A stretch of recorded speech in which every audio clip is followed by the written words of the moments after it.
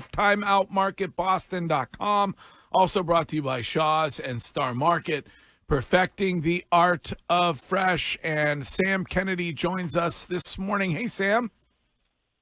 Morning, guys. How are you? We're doing great. We're discussing the big announcement by Gerard Mayo about the starting quarterback. Let me ask you this: you're a Patriots fan, and you from time to time have decisions like these collaboratively to make with Alex Cora and Craig Breslow. Do you prefer, in general, grizzled journeyman veteran or high draft pick rookie, Sam Kennedy?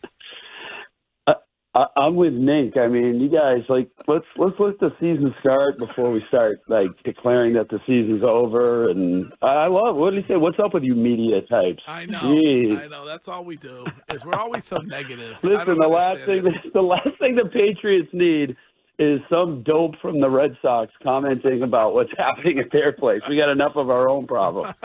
Well, listen. Couple wins here, and things turn around a little bit. And I'm wondering, when you look at Alex Cora, giving these guys the opportunity to show up a little bit later, show up at 4, is that a factor, you think, when it comes to this team at this point in the season? Yeah, there's no doubt about it. I mean, look, it was a really frustrating week. August has been a grind. We've struggled. No sugarcoating that. And AC is always looking for ways to get guys into a better place physically and mentally. And so, yeah, I think it was a great move, and we'll see what he comes up with next. But good to stabilize things the last couple of days, and we've got a 30-game sprint now. I mean, it's going to be hard. We've dug ourselves quite a hole, but we're still not out of this thing, and we got to keep pressing forward. Sam, bringing up Rich Hill at the age of 44 from Worcester, what went into that decision, and what does he bring at that age to this team? Well, I mean, I think this is the 8th time we've signed Rich Hill, so just a remarkable for a local guy. He and Brez, their kids go to school together, so I think that's how it happened. He's been an amazing member of many major league organizations and a part of the Red Sox for I've been around 23 years. So just about as long as I've been around, we seem to see ourselves passing in the hallways with Rich Hill every few years. Glad he's back, stabilizing veteran force, and we're going to see if he's got something left in the tank. Sam, you talked about how your team has dug a hole. How does Alex and front office make sure that the team doesn't allow the frustration or disappointment as it is a deeper hole, not to kind of give in to those negative feelings, which if you lose a couple games, you might have some guys that tend to check out? Yeah, it's a great question, Wiggy, because you know a lot better than anybody. Sports are such a game of momentum, and you saw what Alex and the coaching staff did the last couple of days to sort of shock the system with a late reporting time and getting everybody to relax. Listen, I will say the contagious and momentum nature of our sport can be helpful when you put together 2 wins like we have the last 2 days. Hopefully we can build on it.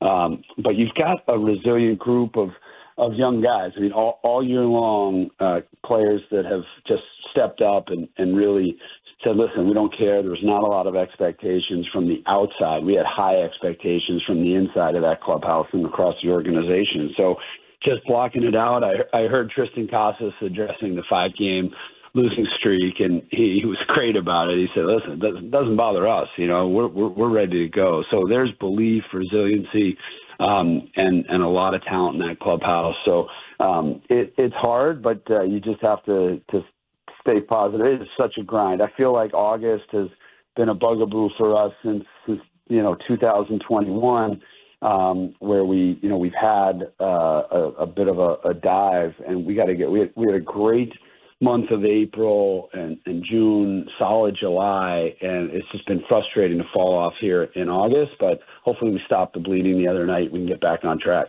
Speaking of Casas, is there ever a time when you see him out in the outfield, shirt off, face mask on, ski goggles, whatever, and you say, what are you doing? I love this guy. I mean, he is as authentic as they come. He is a great player. Guy can mash, and he's just awesome. He's a character, great personality. The game needs more Tristan Casas's. They really do. And I remember a funny story about him. I met his dad when we picked him in the first round many years ago, and I was watching him hitting the cage, and I made a stupid comment like, "Wow, you can't teach that" or something. He said, "What do you mean you can't teach that? We paid for lessons for this kid, all through his childhood." He's worked at it. Tristan has worked at it. He is disciplined. He's obviously very unique, but just a great presence in the clubhouse, and really, really glad he's back. He had a brutal injury. That's a horrible baseball injury, and so glad to have him back. What's going on with him? Are there talks ongoing? Have you guys put that off until the off season? What's the update on that?